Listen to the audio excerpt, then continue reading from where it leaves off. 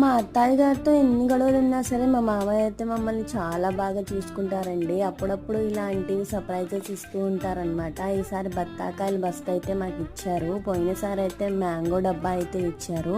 So ఇలా మమ్మల్ని కొంచెం చూస్తారు. ఎందుకంటే వాళ్ళకు కూడా ఒకటే బిడ్డ కాబట్టి సో మమ్మల్ని చాలా ప్రేమగానే చూసుకుంటారనమాట మా మావయ్య గారు.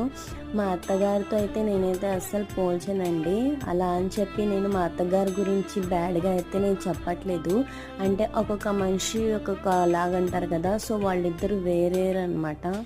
సో అది తేగానే నేనైతే మా బాబు కోసం అయితే బత్తాయి జ్యూస్ని అయితే తీసేసేసి తాగిపించడానికి అయితే నేను ట్రై చేస్తున్నాను. నాకైతే చాలా చేతులు నొప్పి వస్తాయి అనమాట. ఇంకా మా బాబు కూడా నేను కూడా చేస్తాను అంటే తన క్లాస్లో ఇచ్చాను.